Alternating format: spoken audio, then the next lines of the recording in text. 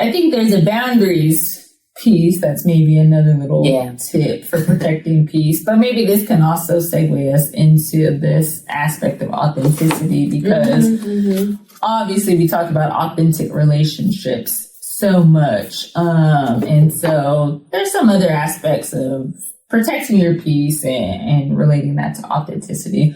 But of course, I think about just these relationships. And if we're truly engaging in like authentic relationships, there shouldn't be a disruption of peace if you're engaged in the right relationships. And so when you think about just like ultimately boundaries that are needed, even the example you gave of like, okay, how did you start to know that this individual is not peaceful for me? Like, what do you do with that once you start to realize that shit? You're just dreading. And I've had that too, right? Where it's like you're just dreading conversations with them because you're usually just draining. There's some reason to it, right? It's not reciprocal, maybe. So how do you start to kind of deal with that and manage it?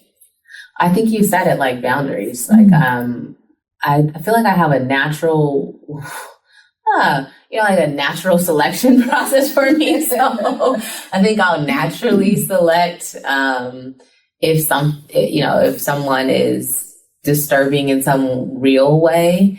And I tend to kind of want to be around people that are energetic, that are kind, that are nice, and that are positive. So I think I just naturally, I don't always like attend to it. But when I do attend to it, it's usually because someone is so draining or so unkind and so mean that they have me thinking about it in a real way. And I do think that for me, at least, it usually ends up being a boundary. Like I might just not be around. I might just not be around them. Now, I mean, I might have a conversation, but usually that type of person, I already know that it's, we might have a conversation and they're still doing whatever they're going to do. And I'm still going to be me, which a part of it is like also knowing who you are. So some of us are really good at like being able to be around people that maybe they're actually not disrupting your peace. You know what I mean? Like maybe they are disrupting to an environment. Maybe they are unkind. Maybe they are mean, but maybe they don't actually disrupt your peace. And then for other people, a person might be unkind, might be mean, might be negative, and it actually disrupts your peace. So I do think that there has to be some level of attuneness to yourself. And so when it comes to me, I would say for the most part, I don't necessarily get that disrupted, but when you do, then I just know that like I've usually tried enough times and I've usually done these internal things in my mind and tried to reframe my thought. I've tried all kinds of things. And if the disruption is still there, then I'm over here. I'm over here for as long as I need. Until you shift something or until I shift and I'm able to re-engage and then my inner peace isn't disrupted. But I think sometimes it takes a separation for me to be able to do whatever I need to do internally to be able to navigate that. Or perhaps sometimes the separation gives the other person an indicator and there might be a shift on both of our parts. Sometimes in those instances, we really be tapping into that avoidance. You try not to, right? But sometimes you feel like you don't have a choice of like, let me just avoid this person or let me not answer their calls or anything, which is a common feeling to have because it's like, who wants to have those difficult conversations of like, this friendship's not working for me. Sure. Sometimes it's needed because sometimes maybe there is some like resolution or things that can be sorted out. And some boundaries that can be established on both sides. But sometimes it's just easier to like decline. And when I think about that, like, well, I think sometimes in any relationship, there might be a period of distance. And I don't think that has to be necessarily a bad thing. Sometimes life is busy, you move X, Y, and Z, or you're going through something, like whatever it is. And I don't know, I always think that has to mean that the relationship is completely over. And then in other instances, at my own orientation, again, is that some relationships and this is usually not a friendship for me. This is usually probably I have to be in relation with someone and I haven't chosen them to be my friend, but for whatever reason, I have to be in a relationship with them. Maybe it's work or something like that. In that instance, if I've tried, I'm moving the other direction. And sometimes I actually have done things intentionally. Like I have made an intentional shift in my behavior because I've talked to you enough. And so I'm shifting my behavior and I'm hopefully in my mind showing you that like this does not work. So if we want to relate, let's relate differently. Yeah, definitely. And I think when it comes to just the authenticity in general and this concept of protecting peace, I think our authenticity does just thrive on like this inner peace. And again, sometimes difficult for people to really obtain what this peace is, what it looks like. But once you can find it, our authenticity can thrive on it, right? It allows us to be a little more open, and just allows us to, I guess, navigate life a little bit differently. Again, despite if it's good times or even bad. But when we can navigate life a little bit differently, with a little bit more peace within us, within our heart, that authenticity can thrive, right? We feel like, okay, we can still be true to self. What typically what do you notice in terms of your authenticity when your peace is disturbed?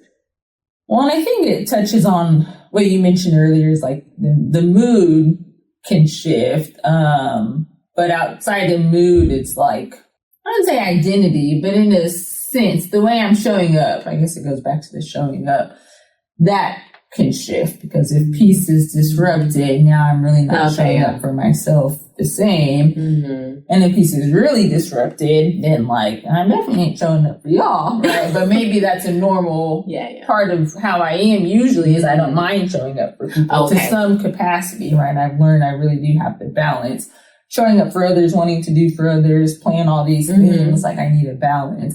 But that's my innate, authentic self of still knowing I can show up for others and maybe show up in a big way because I'll still show up for myself. Once that starts to diminish some, then I know that, okay, peace is disrupted somehow because now I'm not wanting anything to do with anyone. And that's when I know what am I missing? Right? What do you do? What do I need to feel?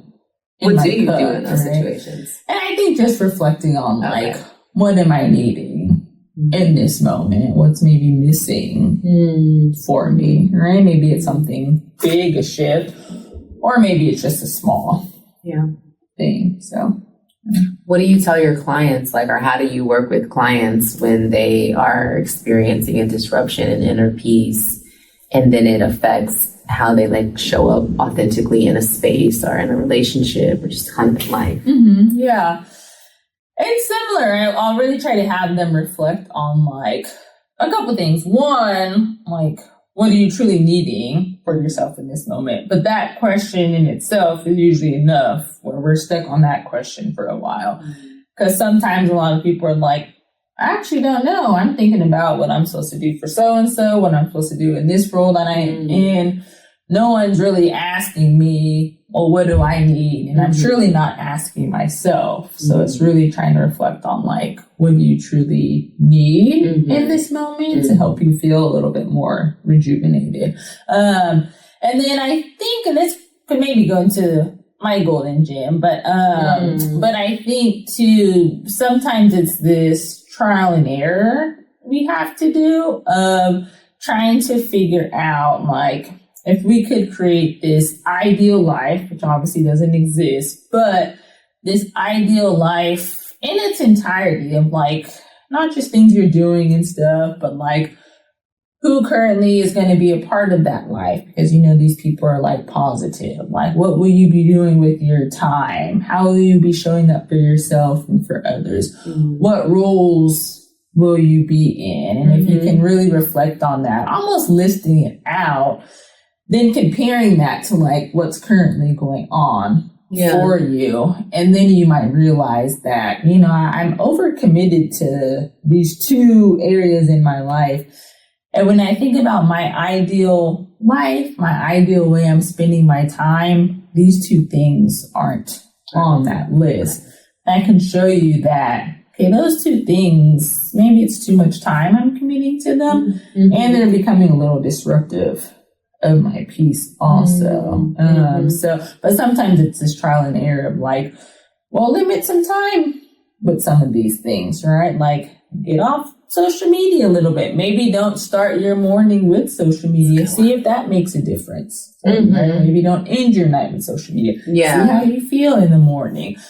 Start your day off with meditation. See how it feels for you. But so I say it's this trial and error because you're just seeing what's helpful for you and what's not when it comes to feeling a little bit more just peaceful and your cup's a little more full during these times.